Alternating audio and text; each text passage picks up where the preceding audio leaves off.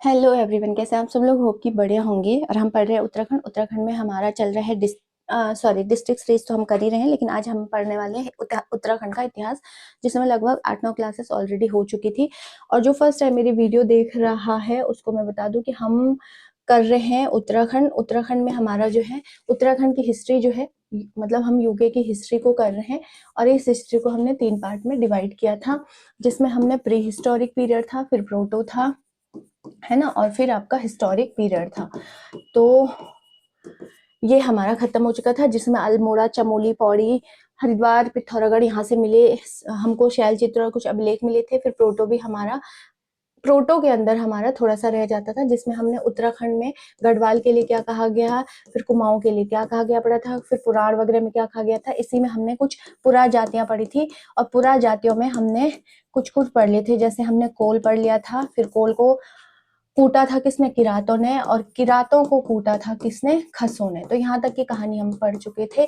अब खसों के बाद जो है, खसों का आधिपत्य बहुत लंबे समय तक रहा, लेकिन खसों के बाद भी आए जिनको हम क्या कहते हैं, भूटांतिक भी कहा जाता है, या भूटिया भी जिनको कहा जाता है। तो हमको पढ़ना है आज ये वाला। ले लेते हैं नेक्स्ट स्लाइड और यहाँ लिख देते हैं, हमको पढ़ना है क्या, भूटांतिक। ठीक है, भूटांतिक। तो यहाँ भूटांतिक, ठीक, भूटांतिक। तो इनको देख लेते हैं जल्दी से। देखिए, भूटांतिक जो है, कहाँ से देखें, ये लिखने देगा तो होगा ना। यह वाली लाइट बंद हो चुकी है, और आई थिंक ये वाली लाइट भी बंद होने वाली है, क्योंकि लाइट जाने वाली है। खैर, एक बात हुई। तो भूटांतिक में देखेंगे, भोटिया शब्द की उत्पत्ति जो है वो भोट शब्द से मानी जाती है ना, भोट शब्द से। और भोट का मतलब क्या होता है, तिब्बत, है ना। भोट का मतलब क्या होता है, तिब्बत। भोट का मतलब होता है तिब्बत, ठीक। और बाकी इनमें क्या था, भूटांतिकों में, वो जब हम मतलब जनजातियां पढ़ेंगे तो हम मैं और अच्छे से इसको क्लियर करूंगी साथ में। लेकिन कुछ कुछ इंपॉर्टेंट पॉइंट हैं, उनको हम यहाँ पर देख लेते हैं। ये क्या थे, एक व्यापारिक जाति थी। सबसे इंपॉर्टेंट पॉइंट तो ये था, क्योंकि आपने देखा होगा कि सबसे ज्यादा तिब्बत के साथ यही व्यापार करते थे, इसीलिए इसे व्यापारिक जाति भी कहा जाता था। सबसे ज्यादा पढ़े लिखे जनजातियों में देखेंगे तो यही हो जाएंगे, सबसे साक्षर भी यही होंगे, है ना। और दूसरा क्या है कि इनमें एक प्रथा होती थी जिसे कहा जाता था रणबड़। रणबड़ प्रथा होती थी। रणबड़ का मतलब क्या होता था कि एक युवा गृह बनाया जाता था, है ना। एक युवा गृह बनाया जाता था, और ये गांव से दूर होता था। यहाँ पर गांव की पूरी लड़के और लड़कियों को भेज दिया जाता था, और ये फिर क्या करते थे, अपने लिए स्वयं यहाँ पर, मतलब बात बात कर करके अपने लिए मतलब लड़का लड़की को ढूंढ के ले आएगा, और लड़की लड़के को ढूंढ करके ले आएगी। ऐसा कुछ होता था। इसे इसे कहा गया रणबड़ प्रथा, ठीक है। मतलब एक युवा गृह इसको कहा जाता था, जो घर बनाया जाता था गांव से दूर, इसे युवा गृह कहा जाता। गृह, घर, गृह मतलब घर। तो गांव की पूरी लड़की लड़कियों को जिनकी उम्र हो जाती होगी शादी के लिए, यहाँ भेज दिए जाते, इस घर में भेज देते थे, है ना। और फिर वो रात भर यहाँ रहते थे या 1-2 दिन रहते थे, पता नहीं, कुछ ऐसा था। ढंग से तो इसका पूरा डिटेल कहीं मुझे मिला नहीं, लेकिन हल्का फुल्का जो मिला है। और फिर ये अपने लिए खुद ही डिसाइड करके आ जाते थे, भाई हमें ये लड़का पसंद है, या लड़का ये हमें ये लड़की पसंद है, इससे हमें शादी करनी है। तो ये थी इनकी क्या है, रणबड़ प्रथा भूटांतिकों की, ठीक। और एक चावल से बना बहुत ज्यादा पेय पदार्थ इनको बहुत पसंद था, जो चावल से बना होता था। पेय नहीं था, चावल से बना एक पदार्थ होता था जिसे जान कहते थे। ये तुम्हारी वाली जान नहीं है, ये जान है, मतलब वो जो आइटम बनाते थे उसको जो है जान कहा जाता था, ठीक है। अच्छा, नेक्स्ट है एक और चीज थी इनमें, हाँ, कि जो था, प्रत्येक शुभ अवसरों पर ये मदिरा का सेवन इनका फिक्स था कि करना ही करना है। तो बिना इनके, मतलब इसके जो है, इनका पार्टी वार्टी कुछ इनकी होती नहीं थी। ये एक बात है। और है ना, नेक्स्ट पॉइंट है, इनके 2 देवता थे, एक घूरमा, मतलब देवताओं के नाम थे, एक घूरमा और एक घबला, ठीक है, घबला। तो घूरमा जो है वो वर्षा के देवता थे। जो घूरमा था वो वर्षा के देवता, इनको इनमें कहा जाता था कि ये जो घूरमा है ये वर्षा के देवता है। और जो ये घबला है, ये जो आपके व्यापारी, मतलब उनको व्यापार में प्रॉफिट वगैरह हो जाए, व्यापार के देवता इनको कहा जाता है, ठीक है। किसको, घुरमा और घबला को। चलिए आगे देखते हैं, नेक्स्ट स्लाइड ले लेते हैं। यहाँ तक बहुत कचाइन हो गया है। नेक्स्ट पॉइंट है इसमें कि 1914 में इन दोनों के बीच एक संधि हो गई थी, ठीक है। 1914 में किसके, मतलब तिब्बत और ये, सॉरी, तिब्बत नहीं, क्या बोल रही हूँ मैं, मतलब ये किसके साथ, हाँ, कौन थे, भोटिया, है ना, भोटिया और प्लस अंग्रेजों के बीच, ठीक है, एक संधि हो गई थी 1914 में, एक संधि हुई जिसका नाम क्या रख दिया गया था, फ्री ट्रेड। तो फ्री ट्रेड है ना, फ्री ट्रेड, ये संधि हो गई थी। आई थिंक ये PYQ भी है या मैं ढंग से, हाँ शायद हो सकता है ना। और रणबड़ प्रथा पूरे भोटियों में नहीं होती थी, बल्कि पर्टिकुलर जो है एक एरिया था दारमा और ब्यास घाटी वाला, वहां के रहने वाले लोगों में, है ना। सॉरी। तो ये था भोटांतिक। अब हमने यहाँ तक पढ़ लिया है। अब आप समझ सकते हो कि जो हिस्ट्री है, ये तो फिर यहाँ कुछ ना कुछ लिखी गई, तो इससे बड़े ऊपर लिखते ही नहीं है ना, क्यों दिमाग का दही। लेकिन अभी वो नीचे भी परेशान करने लग गया है। मेरी जिंदगी में परेशान करने वालों की कमी नहीं। खैर मजाक बात हो गई। तो हिस्ट्री है। अच्छा, इसमें प्री हिस्टोरिक हमारा, देखो प्री हिस्टोरिक खत्म हो गया, प्रोटो हिस्टोरिक भी हमारा खत्म हो गया। अब हम जंप कर रहे हैं हिस्टोरिक पीरियड में, है ना। अब हिस्टोरिक पीरियड आपका इतनी आसानी से खत्म नहीं होगा। ये भी आपका खत्म हो गया, ये भी आपका खत्म हो गया। हिस्टोरिक पीरियड में ही आपको क्या क्या पढ़ना है, सबसे पहले कुलीन पढ़ने हैं, इसी में योद्धेय पढ़ने हैं, इसी में शक पढ़ने हैं, इसी में आपको नागवंश पढ़ना है, इसी में आपको मौखरी पढ़ना है, इसी में आपको मौखरी के बाद इसमें हर्ष वाला जो आएगा, है ना, हर्षवर्धन वाला आएगा। इसी में आपको चंद पढ़ना है, इसी में आपको पवार पढ़ने हैं, इसी में आपको टिहरी के राजा पढ़ने, इसी में आपको अंग्रेज पढ़ने, इसी में आपको गोरखा पढ़ने, और सबसे इम्पोर्टेंट तो भूल गई, कत्यूरी इसी में पढ़ने, जिसमें 3 परिवार है। ठीक है, तो ये है आपका हिस्टोरिक पढ़ने का। इतने सारे इसमें शासन आपको पढ़ने हैं। सबसे लास्ट में टिहरी के राजा चलेंगे या फिर अंग्रेज चलेंगे, है ना। 1914 में खुड़बुड़ा के मैदान में प्रद्युम्न शाह को मार दिया गया था अंग्रेजों के द्वारा। और फिर उसके बाद हालांकि प्रद्युम्न शाह के 2 बेटे हुए, सुदर्शन शाह, प्रीतम शाह। सुदर्शन शाह को फिर टिहरी का राजा बना दिया गया अंग्रेजों के उसमें। संपूर्ण उत्तराखंड पर अंग्रेजों का शासन था, लेकिन टिहरी और थोड़ा उत्तरकाशी वाला एरिया जो है वहां पर टिहरी के राजाओं का चलता रहा। और सबसे अंत में 1949 में ही टिहरी जो है वो विलयीकरण हुआ था, है ना। तो वहां छोड़ेंगे उसको। अभी तो हम सबसे पहले पढ़ेंगे यहाँ कुड़िन। तो चलिए शुरू करते हैं और देखते हैं कुड़िन में हमको क्या क्या मिलने वाला है। तो ये है कुड़िन, है ना, कुड़िद वंश। अरे यार भाई क्यों मेरी जान ले रहे हैं। कुड़िद वंश, ठीक है, इसको मैं दिखा भी चुकी हूँ, लेकिन वो कह रहे हैं कि इसमें जब कोई कपड़ा वपड़ा टच होगा, तो मैं इसीलिए कपड़े वपड़े भी आज ऊपर करके इसमें टच ना हो। चलिए कुड़िन वंश देखते हैं इसमें क्या क्या है, जानकारी मिलती है हमको कुड़िन वंश की। अच्छा, सबसे पहले तो कुड़िन वंश को ऐसे नहीं देखते हैं। कुड़िन वंश को हम करते हैं, देखिए इनका जो शासन चला था वो 500 कितने से 500 से चला था हमारा ईसा पूर्व से, और कहाँ तक 200 ईस्वी तक। अब कई लोग जो पहली बार देख रहे होंगे उनको समझ आ रहा होगा ये क्या बोल रही है ऐसे, लेकिन ये सच है और ये बिल्कुल 100% सत्य है। देखिए, जब भी बिफोर क्राइस्ट यानी कि ईसा पूर्व और एडी लिखा होता है ना, एनो डोमनी, 2 चीजें होती है। तो बिफोर क्राइस्ट का क्या मतलब है, जो जितने भी इतिहासकार थे, जल्दी से समझ, जितने भी इतिहासकार थे उन्होंने एक मिड पॉइंट लिया, है ना, और उसको मान लिया यीशु मसीह का जन्म, कि भाई यीशु मसीह के जन्म से पहले की जितनी भी घटनाएं हुई है उनको हम बिफोर क्राइस्ट में डालेंगे, यानी ईसा पूर्व में डालेंगे। और इसके बाद की, जब यीशु मसीह का जन्म हुआ उसके बाद की जितनी घटनाएं डालेंगे उन्हें एनो डोमनी में डालेंगे, मतलब इसके बाद की ईसा। तो इसमें लिखा होगा ईसा पूर्व, जो इससे पहले की घटनाएं भी, और इससे बाद की वाली इसमें सिर्फ ईस्वी लिखा होगा, ऐसा लिखा होगा, है ना, पूर्व नहीं लिखा होगा। तो इधर माइनस माइनस में जाएगा, इधर आपका प्लस में जाएगा, जैसे टाइम जोन चलता है ना, पता जब ज्योग्राफी पढ़ाऊंगी तो बताऊंगी। तो इसका क्या मतलब हुआ कि 500 ईसा पूर्व, भाई अगर इनका 500 ईसा पूर्व से शासन चला तो तब तो हम पीछे जाएंगे पहले, भाई यहाँ ऐसे ऐसे ऐसे करके एक आना पड़ेगा। अभी जैसे हम 1 2 3 4 करके कहाँ पहुंच गए, 2026 में पहुंच गए, तो ऐसे ही बैक जाना पड़ेगा। तो जहां पर 500 साल होगा वहां से इनका शासन था ईसा पूर्व से, तो 500 से पहले फिर कहाँ आए होंगे, 1 पे आए होंगे, यही तो होगा बैकवर्ड काउंटिंग जैसे चलते ना, 500 499 ऐसे करके ये 1 पे आएंगे, फिर 1 से ही आगे बढ़े होंगे, फिर 1 से ही आगे बढ़े होंगे, तो फिर 1 2 3 4 करके कहाँ 200 ईस्वी तक, मतलब यीशु मसीह के जन्म के 200 साल तक भी इनका शासन उत्तराखंड में चल रहा था, किसका, कुड़िंद का। यहाँ तक होप के समझ आ गया होगा।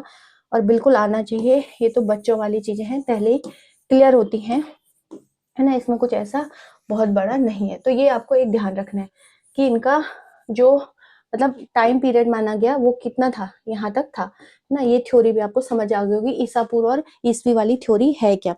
अब आगे देखते हैं, इनकी जो पहली राजधानी थी, फर्स्ट जो इनकी राजधानी थी, है ना, वो थी कलकूट। अब बोलोगे कलकूट क्या हुआ? कलकूट जो है वो कालसी का पुराना नाम है ना, कलकूट। तो कालसी का जो है वो पुराना नाम है कलकूट। तो पहली राजधानी थी। जो सेकंड राजधानी थी इनकी राजधानी, ये थी आपकी शत्रुघ्न, मतलब सहारनपुर वाला जो एरिया है ना, सहारनपुर। फिर इनकी जो तीसरी राजधानी बनी, थर्ड, है ना, थर्ड राजधानी थी शत्रुघ्न। शत्रुघ्न नगर बोला गया ना, बहुत बार नाम आता है कि शत्रुघ्न नगर है, तो थोड़ा थोड़ा जौनसार वाला एरिया आप इसमें ऐड कर सकते हो, और थोड़ा मतलब सहारनपुर प्लस जौनसार भी आप कर सकते हो, लेकिन जौनसार का ज्यादा, सहारनपुर का कम। ये पूरा शत्रुघ्न नगर था, इसको पूरा पूरा शत्रुघ्न नगर कहा गया। और नेक्स्ट है आपका, मतलब जो तीसरी इनकी राजधानी थी वो थी बेहट। ये तो सहारनपुर में ही है, बेहट, तो सहारनपुर, है ना। तो तीन सहारनपुर, तीन ये राजधानी आपकी हो जाएगी, है ना। और उत्तराखंड में शासन करने वाली प्रथम राजनीतिक शक्ति थी ये भी आया क्वेश्चन है कि प्रथम राजनीतिक शक्ति कौन थी, तो यही थी। मतलब इनके मुद्राओं से इनकी सबसे ज्यादा जानकारी मिलती है। प्रथम राजनीतिक ये शक्ति थी, है ना, प्रथम राजनीतिक शक्ति थी ये उत्तराखंड में शासन करने वाली। नेक्स्ट पॉइंट देख लेते हैं, मतलब इन्होंने टाइम पीरियड भी है मिला हुआ है थोड़ा बहुत, तो आप देख सकते हो लगभग 700 साल इन्होंने जो है उत्तराखंड में शासन किया। तो सिस्टमैटिक तरीके से ही किया होगा फिर पूरा का पूरा, है ना। और शैव, और नेक्स्ट पॉइंट देख लेते हैं, शैव प्लस बौद्ध थे, जो कुड़िन थे शैव प्लस बौद्ध होते थे, है ना। और के अनुयायी थे, मतलब होते क्या थे, ये अनुयायी थे, मतलब मानते थे, अनुयायी, ठीक है। अच्छा, नेक्स्ट पॉइंट है, इसी के अंदर आप देखोगे तो महाभारत के वन पर्व में, अब इंपॉर्टेंट पॉइंट मैंने आपको बताया था कि जो महाभारत है इसमें जो वो है, क्या कहते हैं उसको, जो मतलब चैप्टर है उनको क्या कहा गया, वन कहा, मतलब उनको पर्व कहा गया। तो एक चैप्टर का नाम क्या है, वन पर्व, ठीक है। तो वन पर्व में कहा गया कि सुबाहु एक राजा था, है ना, सुबाहु एक राजा था, और सुबाहु की जानकारी मिलती है सुबाहु की, है ना। और इसी को क्या है, कुड़िन वंश का प्रथम शासक माना गया। प्रथम शासक जो है सुबाहु को ही माना गया। और इसकी राजधानी कहाँ थी, राजधानी थी इसकी श्रीपुर, ठीक है, श्रीपुर, श्रीपुर मतलब वर्तमान श्रीनगर, श्रीनगर मतलब तब श्रीनगर का पुराना नाम क्या था, श्रीपुर था, है ना। तो संस्थापक भी, प्रथम शासक या संस्थापक भी आप इसको बोल सकते हो, किसको, सुबाहु को। तो ये प्रथम संस्थापक भी था, प्रथम शासक भी था, इसकी राजधानी श्रीपुर थी, मतलब वर्तमान श्रीनगर थी, आप इसे बोल सकते हैं। और इसने एक उपाधि धारण करी थी, इंपॉर्टेंट है, कुणाधिपति, ठीक है।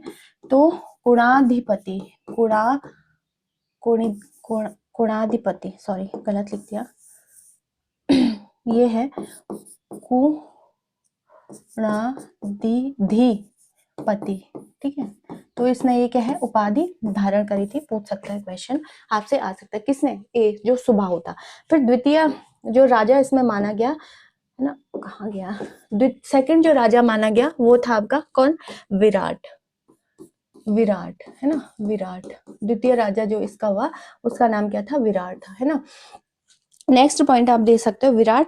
और इसकी जो राजधानी थी वो थी आपकी विराटगढ़, इसकी जो राजधानी थी वो थी आपकी विराटगढ़, विराटगढ़, विराटगढ़। तो ये भी आपको ध्यान रखना है, सेकंड राजा कौन था आपका, विराट, विराटगढ़ी भी बोल सकते हो आप इसको, मतलब जो विराटगढ़ी, है ना। और मतलब विराटगढ़ी कहाँ होगा, तो वर्तमान कहाँ होगा आपका, ये जौनसार, ठीक है, जौनसार। ये भी आपकी एक बात हुई, यहाँ तक कहानी खत्म, मतलब क्लियर हो गई होगी। अब कुड़िन राजवंश के समय जो जब इनका शासन था तब यूके को क्या कहा गया, ब्रह्मपुर, ब्रह्मपुर कहा जाता था, उत्तराखंड नहीं कहा जाता था, है ना। तो ब्रह्मपुर कहा जाता है, ये एक पॉइंट हो गया। दूसरा पॉइंट है, अब जो है विष्णु पुराण में कुड़िंदों को कुणिदो पतकश्य कहा गया है। विष्णु पुराण है ना, 18 पुराण बताए थे, तो विष्णु पुराण में क्या कहा गया है, कुणिदो पतकश्य कहा गया है। ये भी एक बात हो गई, ठीक है। नेक्स्ट पॉइंट अगर आपको यहाँ तक दिख रहा होगा और दिखना चाहिए, तो रामायण के किष्किंधा कांड में भी, जो रामायण है ना, रामायण के 8 कांड बताए थे ना, मतलब रामायण में चैप्टरों को कांड कहा गया, तो रामायण के किष्किंधा कांड में भी किसका वर्णन है, कुणिदों का वर्णन किया गया है। ये एक बात हो गई।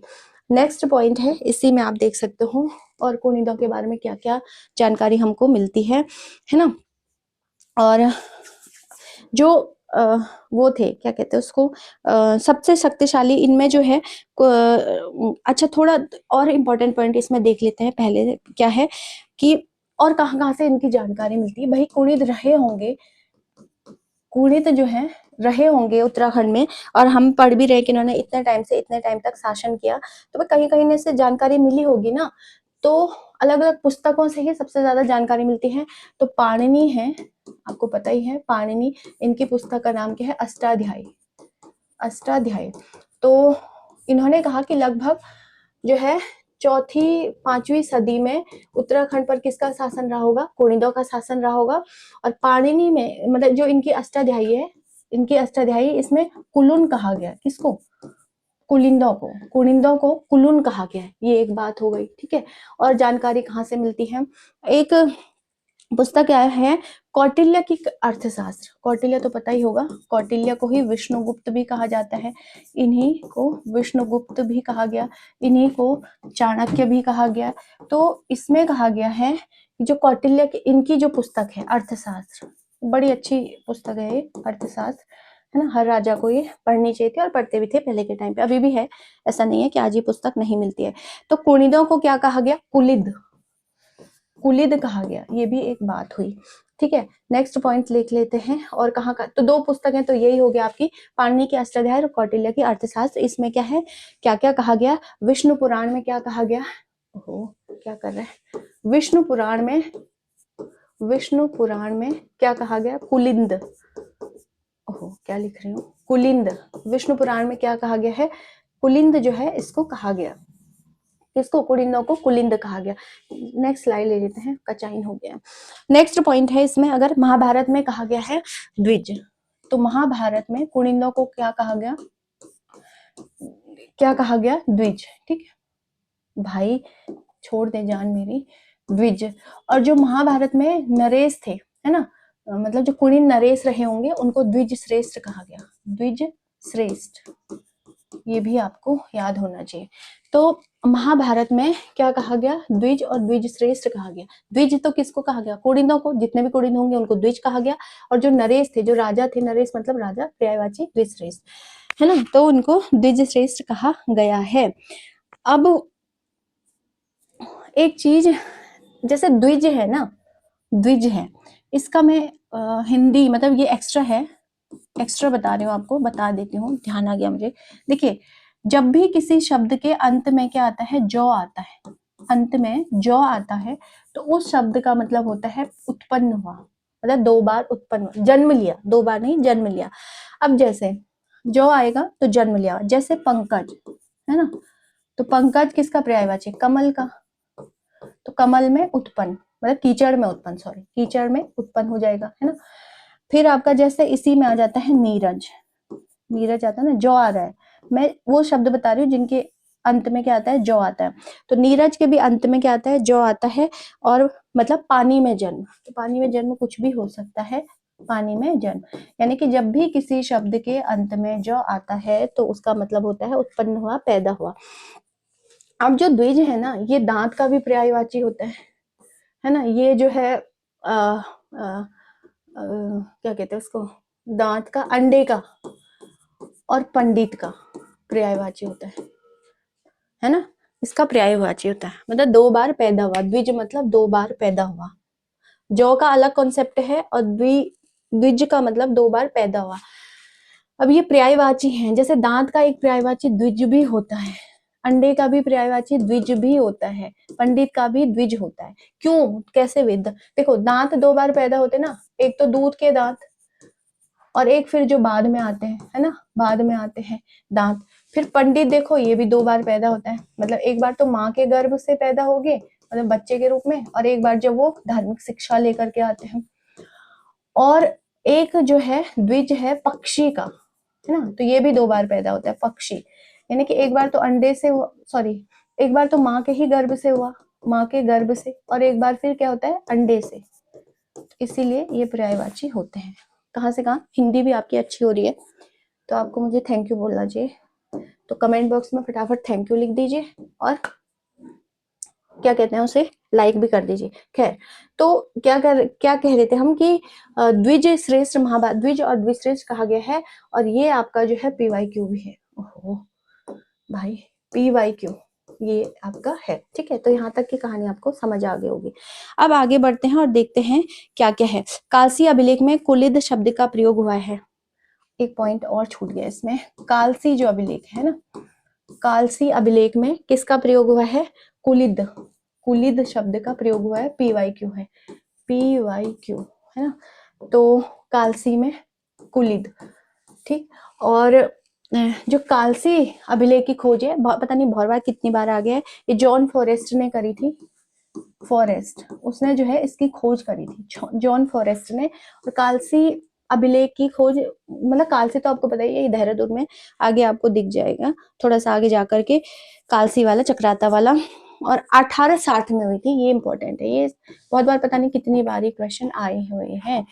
तो कालसी अभिलेख की खोज किसने की, अभिलेख है, ठीक है। अभिलेख मैंने आपको बताया था 4 टाइप के होते हैं, अभिलेख एडिक्ट जिनको कहा जाता है। 1860 में जॉन फॉरेस्ट ने करी थी, उसमें जो है, उसमें भी कुलिद शब्द कहा गया है। उत्तराखंड की प्रथम जाति भी, राजनीतिक जाति जो है वो इसी, शक्ति जो है इसी को कहा गया है। और राहुल सांकृत्यायन ने कहा है कि इनकी जो आराध्य थे, राहुल सांकृत्यायन है ना कवि, उन्होंने कहा कि सांकृत्यायन, उन्होंने कहा कि जिनके आराध्य थे वो है आपके शिव, ठीक है। तो ये एक बात हुई है ना। और इन्होंने मलारी गांव के समाधानों को खस जाति से संबंधित बताया है, तो ये भी एक इम्पोर्टेंट पॉइंट है, और PYQ भी है कि मलारी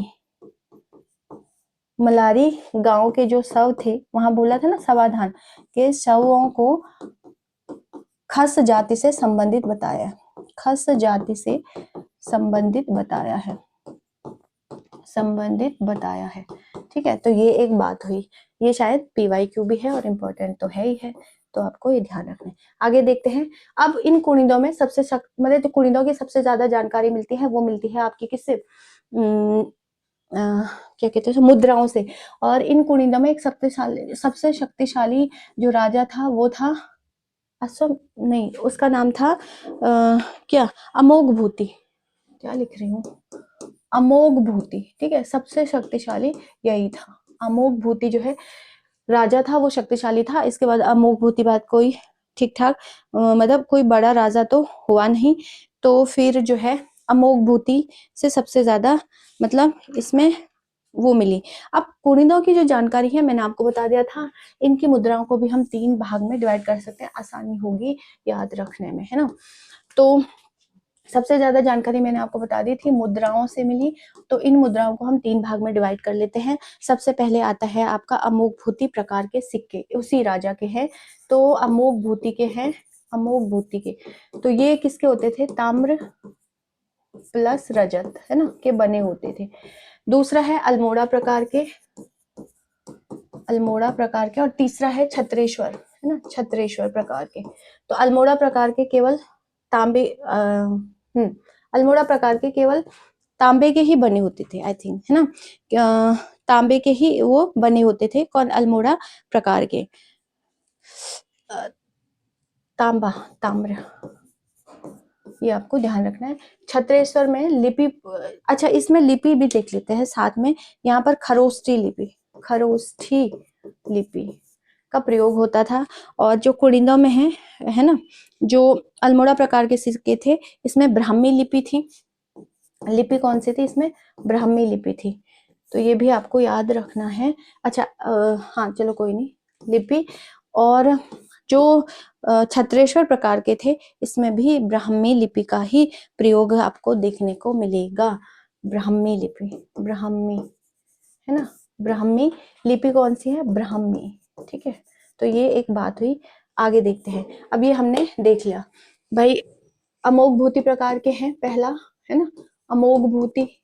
दूसरा जो है वो आपका किससे हो जाएगा, अल्मोड़ा, ऐसे लिख देते हैं अल्मोड़ा। और तीसरा है आपका छत्रेश्वर, छत्रेश्वर, छत्रेश्वर। तो अमोघ भूति किसका था, ताम्र प्लस रजत, ताम्र प्लस रजत, है ना। ये केवल ताम्र का ही था और ये केवल है आपका, इसमें मतलब किस चीज का है ये तो बताया नहीं है, लेकिन इसमें अगर आपको लिपि देखनी है तो खरोष्ठी, और दोनों में जो है इसमें भी आपका कौन सी हो जाएगी, ब्राह्मी, ब्राह्मी। और इसमें भी आपकी लिपि की बात करें, इसमें भी ब्राह्मी हो जाएगी, है ना, ब्राह्मी लिपि। तो ये एक बात हुई। अब अमोघ भूति प्रकार के जो सिक्के थे, जो कॉइन थे, इनमें जो है राज्य प्लस राजा प्लस उपाधि का नाम है ना। जो अमोघ भूति प्रकार के जो सिक्के हैं उनमें तीनों की चर्चा है, किसको, है ना। देखिए जैसे ये सिक्का है तो इसमें क्या लिखा है, कोणी दो पश्य, कोणी दो पश्य, नहीं मैंने गलत लिखा है, महाराजाधिराज होगा पहले, है ना। तो इसमें लिखा है महाराजाधिराज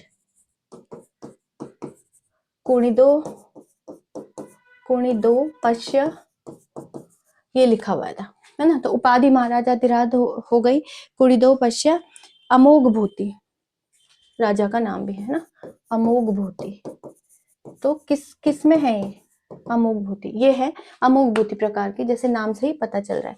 और जो अल्मोड़ा वाले हैं इसमें क्या लिखा है, जो अल्मोड़ा प्रकार के सिक्के हैं, गोल तो वो बनानी, इसमें केवल राज्य का नाम अंकित है, कोणिदो पश्य लिखा है, कोणिदो पश्य, ठीक है, मतलब केवल राज्य का ही नाम अंकित है। और छत्रेश्वर प्रकार के जो हैं उसमें भगवत छत्रेश्वर, छत्रेश्वर लिखा है। जो छत्रेश्वर प्रकार के हैं, यहाँ तक आपको दिख रहा है, इसमें लिखा है भगवत छत्रेश्वर, छत्रेश्वर, ठीक है। तो ये एक बात हुई। महामन, अगर आपको लिखना है महामन, तो तीन प्रकार के इनके जो है वो कौन मिले, आपके मुद्राएं आपको मिली हैं। इसमें कुषाण, जो छत्रेश्वर प्रकार है इसमें कुषाण का प्रभाव देखने को मिला, कुषाण, कुषाण, है ना। जो अल्मोड़ा प्रकार के थे इसमें आपको जो है किसका किसका जो है वो मिला, प्रभाव देखने को मिला इसमें आपका। अच्छा एक पॉइंट इसमें और आपको ध्यान रखना है कि, चलो पहले दूसरी स्लाइड ले लेते हैं, यहाँ बहुत कचाइन हो गया है। क्या कह रही थी मैं, इसमें आपको एक और चीज ध्यान रखनी है कि अमोघ भूति ने सबसे ज्यादा जो है सिक्के चलाए थे, जो इनका राजा हुआ था सबसे ज्यादा सिक्के इन्होंने चलाए थे। और इनका जो है, जो अल्मोड़ा प्रकार के सिक्के हैं ये ब्रिटिश संग्रहालय में भी रखे गए, है ना। तो जो अल्मोड़ा प्रकार के सिक्के हैं इनको कहाँ रखा गया है, ब्रिटिश संग्रहालय में भी रखा गया है, लंदन में ब्रिटिश संग्रहालय में इनको रखा गया है, ठीक है। तो संग्रहालय में भी इनको रखा गया है, संग्रहालय अल्बर्ट करके नाम अगर आपको देखना होगा तो अल्बर्ट, वहां पर इनको जो है रखा गया है। किनको, अल्मोड़ा प्रकार के उनको सिक्कों को, जो मुद्राएं थी उनको रखा गया है, ब्रिटिश संग्रहालय में रखा गया है ना, लंदन में। कहाँ पे, लंदन में। और ये एक बात हुई। नेक्स्ट पॉइंट है, इसमें 4 राजाओं के नाम आते हैं, किसमें, अल्मोड़ा प्रकार के सिक्कों में 4 राजाओं का जिक्र मिलता है। एक तो मिलता है शिवपालित, नहीं शिवदत्त, एक मिलता है शिवदत्त, हरिदत्त, है ना, और एक मिलता है शिवपालित, 4 राजाओं, और शिवपालित, और एक मिलता है आपका भगवत। तो ये 4 राजाओं का इसमें, इन मुद्राओं में इन 4 राजाओं का जिक्र मिलता है। इसके अलावा इन अल्मोड़ा की जो मुद्रा है इनको ब्रिटिश के संग्रहालय में भी रखा गया है, और वो संग्रहालय का नाम क्या है, अल्बर्ट, जो आपका लंदन में है ना। और केवल राज्य का ही नाम इसमें अंकित है। अगर आपको एक और चीज इसमें पॉइंट लिखना है तो 1979 का टाइम था, और है ना 1979 का 15 ताम्र सिक्के और मिले इन्हीं के, अल्मोड़ा प्रकार के ताम्र सिक्के, जिनको ताम्र सिक्के मोहन सिंह द्वारा क्या कर दिया गया था, राजकीय संग्रहालय में रख दिया गया है। तो मोहन सिंह द्वारा कहाँ रख दिया गया, संग्रहालय में रख दिया, राजकीय संग्रहालय में, राजकीय संग्रहालय में जो है इनको रखा गया है, लय में रखा गया है, ठीक है। ये एक बात हुई। इसी अल्मोड़ा प्रकार के सिक्कों की मैं बात कर रही हूँ। ये सारी चीजें इसी अल्मोड़ा प्रकार के सिक्कों के बारे में बात हो रही है। और कत्यूरी घाटी से भी 54, जो कत्यूरी घाटी है बैजनाथ, कत्यूरी घाटी से भी आपका क्या है लगभग जो है 54 जो है मुद्राएं मिली, ताम्र मुद्राएं। तो ये अल्मोड़ा प्रकार की है ना। ये तो एक बात हुई। और दूसरा देख सकते हैं इसमें कि जो छत्रेश्वर प्रकार के सिक्के हैं, थोड़ा उसको भी मैं थोड़ा बता देती हूँ कि जो छत्रेश्वर प्रकार के सिक्के हैं, इन सिक्कों में क्या है कि भगवान शिव को दर्शाया गया है। एक हाथ में उनके त्रिशूल है, एक हाथ उनका मतलब एक हाथ उनका कमर पे है। नाम तो मैंने आपको बता दिया था क्या इसमें लिखा गया है ना। और मुद्राएं, इनके जो देव थे छत्रेश्वर, मतलब जो इनके कहा जाता है कि जो इनके भगवान थे वो कौन थे आपके, छत्रेश्वर, है ना, भगवान थे, तो वो ही छत्रेश्वर थे, इसलिए उनकी ही फोटो इसमें लगा दी गई है। ठीक, ये एक बात हुई। और दूसरा एक बुक है जो इम्पोर्टेंट है, वो आपको याद रखनी है। बुक है एंशिएंट, और पहले किसकी है ये, रिटन बाय एलन, एलन के द्वारा लिखा गया है। Ancient coins of India, coins of India, है ना। तो ये किसकी पुस्तक है, ये एलन की पुस्तक है। इसमें एक और पुस्तक मेरे को याद आ रही है, एमपी जोशी की मॉर्फोलॉजी है ना, ऑफ कुनिंदा, ये भी आपकी किसकी है, एमपी जोशी की, मॉर्फोलॉजी ऑफ कुनिंदा, ये पुस्तक भी इनकी है ना। तो ये भी एक बात है, आपको याद रखना है। बाकी अगर टोटल इनके अभिलेख देखेंगे तो टोटल इनके अभिलेख मिले, टोटल ये भी आप एक्स्ट्रा में ऐड कर सकते हैं, मतलब कुनिंदा की टोटल बात हो रही है, पर्टिकुलर किसी मुद्रा की नहीं। टोटल अभिलेख मिले इनके 4, है ना। हाँ, टोटल अभिलेख मिले इनके कितने, 5 अभिलेख मिले, और 4 इनके भरहूत से मिले हैं। तो ये भी आपको याद रखना है, भरहूत से मिले हुए हैं। और जिसमें कहा गया कि सबसे शक्तिशाली राजा कौन था, अमोघ भूति था, है ना। और सर्वाधिक मुद्रा भी अमोघ भूति के समय ही प्राप्त हुई है। इनकी मुद्राएं अगर आप देखना चाहोगे तो कहाँ से प्राप्त हुई हैं, तो ये भी हम देख लेते हैं। देखिए कहाँ से मिला, टिहरी है, टिहरी में थत्यूर से आप बोल सकते हो, है ना, या अठवार, है ना, थत्यूर या अठूर, है ना, पहला। दूसरा इनका जो मिला वो उत्तरकाशी से मिला, उत्तरकाशी वहां कहाँ से मिला, देवढूंगा। तीसरी इनकी जो मतलब जो मुद्रा मिली है वो मिली आपके श्रीनगर के सुमाड़ी, वहां से भी इनके कुछ वो मिले हैं। चौथा अगर आप देखोगे तो इसमें मिला पौड़ी के भेड़गांव, पौड़ी का जो है भेड़गांव। और पांचवा जो है इनका मिला कहाँ, कुमाऊं के कत्यूर घाटी से, है ना, कत्यूर घाटी से। और ये मिला आपका बैजनाथ वाला एरिया जो कत्यूर घाटी से प्राप्त हुए, है ना। तो ये इनकी मुद्राएं मिली। बाद में इनको लसाड़ दिया था किसने, शकों ने। अमोघ भूति के बाद शकों ने मैदानी भागों पर पूरा कब्जा कर लिया था, और फिर अमोघ भूति को भी हरा दिया था, क्योंकि शक अपने आप में बहुत ज्यादा जो है शक्तिशाली थे, है ना। तो ये एक बहानी हुई, इनको लसाड़ के मारा, और फिर मैदानी क्षेत्रों पर कंप्लीट अधिकार कर लिया था इनके बाद। तो ये हुआ आपका कुनिंद वंश, आपका खत्म हो चुका है। इसके बाद हम शक पढ़ेंगे, इतिहास, है ना। तो हम जंप कर चुके हैं हिस्टोरिकल पीरियड में, थोड़ा लंबा जरूर खींचेगा लेकिन इंटरेस्टिंग भी है, थोड़ा सा कहीं पे बोरिंग हो सकता है, क्योंकि जो डेट वगैरह होती हैं या जो मुद्राएं हैं ये थोड़ी याद करने में डिफिकल्ट हो सकती है जब आप फर्स्ट टाइम पढ़ रहे हो। जब 2-3 बार आपने इनको पढ़ लिया है तो आपके दिमाग में घुस जाती है चीजें, और आप फिर को टाइम आने पर इनको रिकॉल करके रिप्रोड्यूस भी कर लेते हो, है ना। चलिए फिर आज की कहानी यहीं पे खत्म करते हैं। होप कि यहाँ तक की इतिहास आपको समझ आ गया होगा, और इतिहास जानना थोड़ा मुश्किल काम भी है, इतनी आसानी से इतिहास नहीं समझ सकते हैं। चलिए फिर आज की कहानी यहीं खत्म करते हैं। अगर आपको चैनल थोड़ा भी हेल्पफुल लगता है तो आप चैनल को लाइक शेयर सब्सक्राइब तो कर ही देते हैं, साथ में आप कमेंट भी कर सकते हैं। कुछ एक्स्ट्रा चीजें आपको इसके बारे, इनके चीजों के बारे में पता, क्योंकि इतिहास बहुत ज्यादा बड़ा होता है तो सारी चीजें कवर करना थोड़ा मुश्किल होता है, कुछ पॉइंट वैसे भी छूट जाते हैं। आपको लगता है कि एग्जाम के पॉइंट ऑफ व्यू से इंपॉर्टेंट है, आपने कहीं पढ़े हैं, तो आप हमारे साथ साझा कर सकते हैं। आपकी जो मतलब जो आइडियाज होंगे, जो आप जानकारी हमको देंगे वो हमेशा सर आंखों पर होंगे। जय हिंद, जय भारत, जय उत्तराखंड।